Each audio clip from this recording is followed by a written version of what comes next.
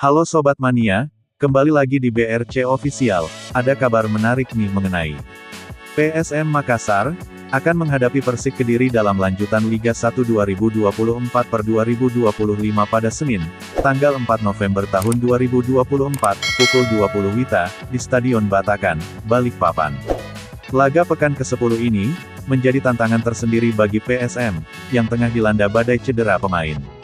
PSM Makassar saat ini berada di posisi kelima klasemen sementara dengan 16 poin, sementara Persik Kediri berada di posisi ke-7 dengan 14 poin.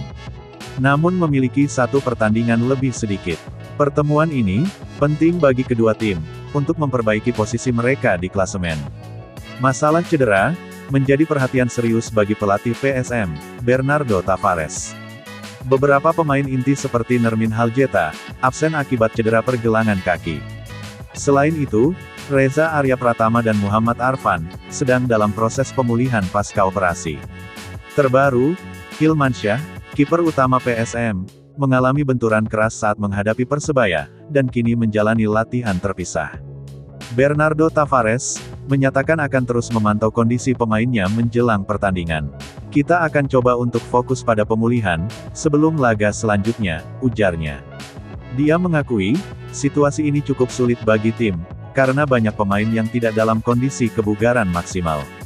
Laga melawan Persik Kediri menjadi ujian bagi strategi Tavares, terutama dalam menyusun skuad yang optimal di tengah keterbatasan pemain akibat cedera.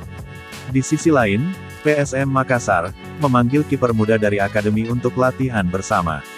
Sosok tersebut adalah kiper PSM U18, KGP HRK Putro Negoro. Ia lahir di Sukabumi, Jawa Barat pada tanggal 4 Oktober tahun 2007. Kiper akrab disapa Putro itu menjadi andalan Ramang Muda di Elite Pro Academy EPA Liga 1 2024/2025.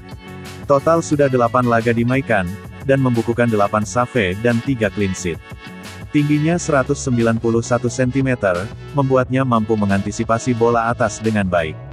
Kemampuan Putro langsung digembleng oleh pelatih kiper PSM Makassar, M. Sabilillahi. Nah itu dia sobat untuk update kabar hari ini. Bagaimana pendapat kalian sobat? Tulis pendapat kalian di kolom komentar ya sobat, dan jangan lupa like, komen dan subscribe.